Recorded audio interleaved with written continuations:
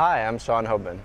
As a postdoctoral fellow here at NIMBioS, I use mathematical and computational tools to help answer questions in conservation biology and genetics. My main current interest is to help optimally plan seed collections for the conservation of rare or economically important plants. Now, human society relies on plants for many things: food, fuel, building materials, water filtration, and other services. Nonetheless, many plant species are increasingly threatened by habitat loss, overharvest, and pests and diseases, including common species like ash and hemlock trees, as well as the wild relatives of important crops like rice. The phenotypic and genetic diversity of these species is in danger of being lost, but conservation seed collections are one way we can preserve this valuable resource.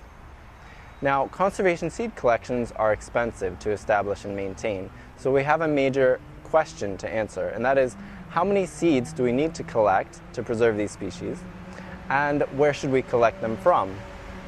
My work aims to help resolve this dilemma.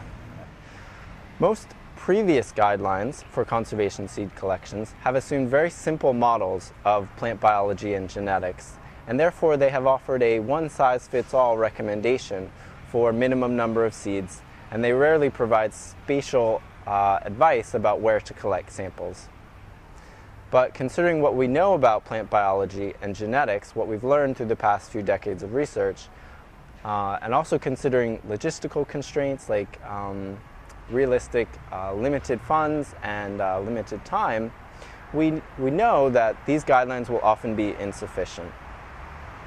Therefore, I use simulation tools that incorporate genetic, environmental, and population processes in order to build models and test various potential sampling strategies.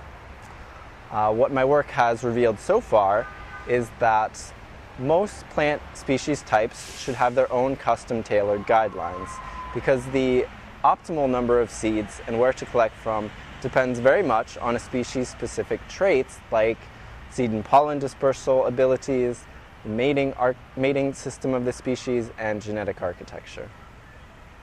So basically, we can use simulation tools and state-of-the-art statistics to help plan a new generation of more efficient, custom-tailored seed guidelines that will help to capture the most amount of diversity for a minimum collection size. And this work will also contribute to broader questions and discussions in conservation about the best allocation of scarce resources and funds, and also discussions in agriculture and economic development about saving the seeds from local varieties of crops. Thank you for your interest in my work. For more information about postdoctoral fellowships at the National Institute for Mathematical and Biological Synthesis, visit our website at www.nimbus.org.